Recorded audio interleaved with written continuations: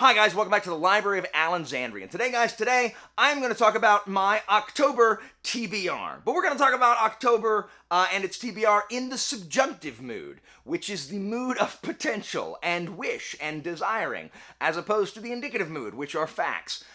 This has begun my great hard reset of the end of 2022, which, when examined closely, doesn't look anything like a reset at all.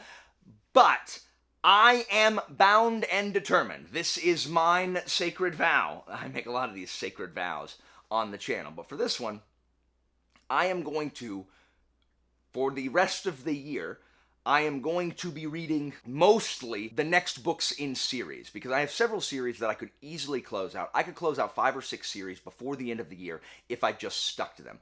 I am going to do everything in my power not to start new series, if possible.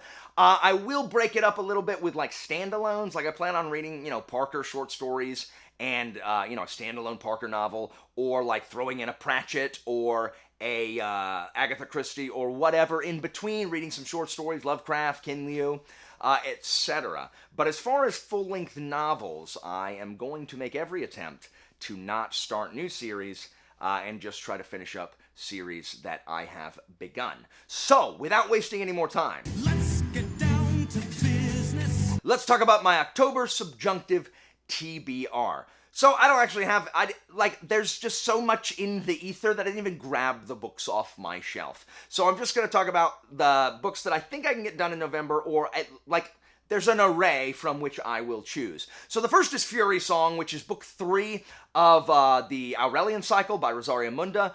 This is the last book I need to finish the series. I have heard from Jesse that it is excellent, that it explores less of the politics and more of the characters, which gives me pause, as the politics was part of my favorite from the first two, because it is YA. But unlike when I read most YA, I actually really like the characters, Annie and Lee, in this one, so I'm hoping that I will enjoy that as well. But it's one book. I can definitely finish that this month and check that off my list. Next on the books that I will definitely read this month, it'll be Raven Cry, book 2 of the Ravenmark cycle by Ed McDonald. It's the book after Blackwing. I've been trying to read this book for over a year. It's less than 400 pages. I'm gonna read it. Back in June, August, July. Recently, I re-listened to Blackwing on audio so that I could, get refreshed on it in preparation for Blackwing. So I should have read Blackwing or Raven Cry. So I should have read it already, but I haven't. I'm definitely going to read that one so that I can then read Crowfall and close out that series. Also on the probably we'll get to, we're going to have Price of Valor, which is book 3 of the Shadow Campaigns. This is the read-along for the Shadow Campaigns that I started on my channel and then got burned out. So I got left behind by my own read-along, which is my fault. I mean, I'm so sorry. But it is a great flintlock fantasy series. I really loved book 1 and book 2. Book 3 and 4 are my favorite. I don't love book 5 as much. It's my least favorite of the 5 books.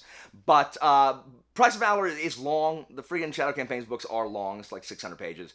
But I am going to get to it. They read really, really fast. I read both Thousand Names and Shadow Throne in less than a week. And reading like 600 pages in less than a week for me is insane. It helps that they are in the mass market paperback formula.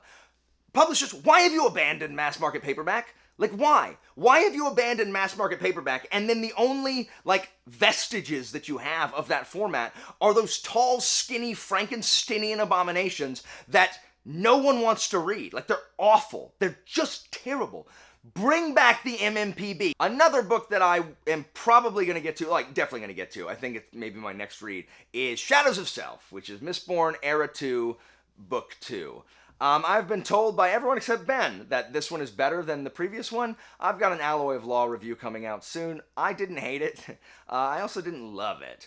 But it is interesting enough to where I want to continue, and it's not a hard read. So I definitely want to read that. I am so, torn internally about whether or not I want to try and read this one and Bands of Mourning before the 4th book comes out. But I wouldn't even know what to do with myself being part of a hype train for something that ubiquitous. And I'm not sure I'd enjoy myself. I'm not sure I wouldn't hate it. Hate just being part of because I already know I'm going to be like, oh my gosh, I'm going to have to just stay away from BookTube for a week because first of all, the book's going to come out, right? And then everyone, I refuse, but everyone's going to be racing to finish it as fast as possible and get out like their review first. And then like I'm going to be scrolling through all my subscriptions, and it's going to be Lost Metal, Lost Metal, Lost Metal. Oh, here's a 4-person discussion of Lost Metal. Oh, here's a 4-person Lost Metal, Lost Metal, Lost Metal. Why I'm not reading the Lost Metal for, the hipster crowd. Lost Metal, Lost Metal. Did Sanderson change publishing? Lost Metal. All the implications from Lost Metal, etc., etc., etc. So my FOMO part of me wants very much to be part of a big release for the first time since I've been on BookTube, and then part of me does not, like desperately does not. We'll see. We won't be able to tell if the hipster is dead or not until we open the box. So we'll see. If I do decide then to catch up, then I'll probably be reading Shadows of Mourning, or I guess Bands of Mourning before this month as well. Another one of my possibilities is going to be The Scarab Path. This is book 5 of the Shadows of the Apt series. So I wrapped up the read-along on my channel for Shadows of the Apt, which was the first 4 books. We wrapped that up last November.